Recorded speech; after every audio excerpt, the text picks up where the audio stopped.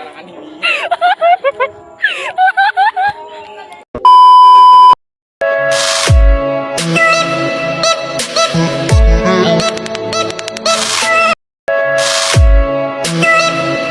Satu, dua, tiga.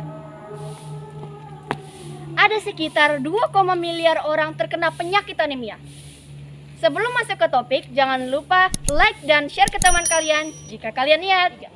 Kurang darah merah atau biasanya disebut dengan anemia adalah kondisi ketika tubuh kekurangan sel darah merah yang sehat atau ketika sel darah merah tidak berfungsi dengan baik. Akibatnya, organ tubuh tidak dapat cukup oksigen sehingga membuat penderita anemia pucat dan mudah lelah. Leketak apakah? Itu kan. Anemia bisa terjadi sementara atau dalam jangka waktu panjang dengan tingkat keparahan ringan sampai berat.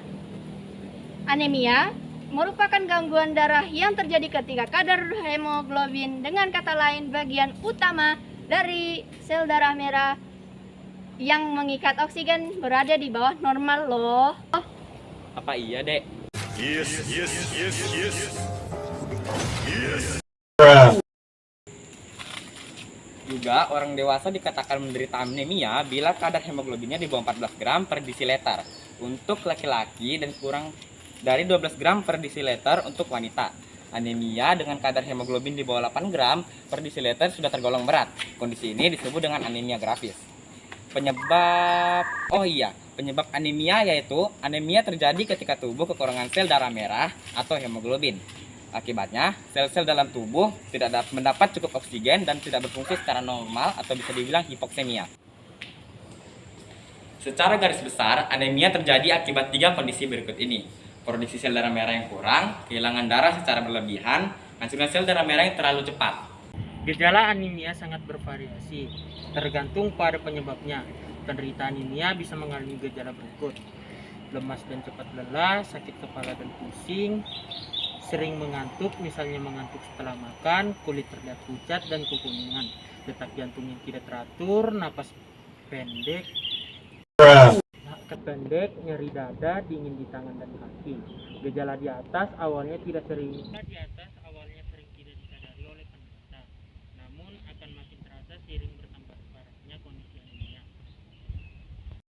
Ada nih pengobatannya, yaitu pengobatan anemia tergantung kepada penyebab yang mendasarinya. Mulai dari konsumsi suplemen zat besi.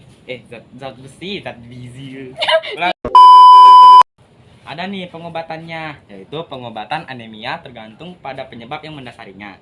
Mulai dari konsumsi suplemen zat besi, transfusi darah, dan sampai operasi. Kira-kira kapan ya harus ke dokter? Periksakan diri Anda ke dokter apabila merasa cepat lelah atau mengalami gejala anemia yang makin lama makin memburuk. Bila Anda menderita anemia yang memerlukan pengobatan jangka panjang atau bahkan rutin menerima transfusi darah, maka lakukan kontrol rutin ke dokter untuk memantau perkembangan penyakit. Konsultasikan dengan dokter jika mengalami kondisi yang dapat menimbulkan anemia, seperti penyakit ginjal, gangguan menstruasi, kanker usus, atau wasir.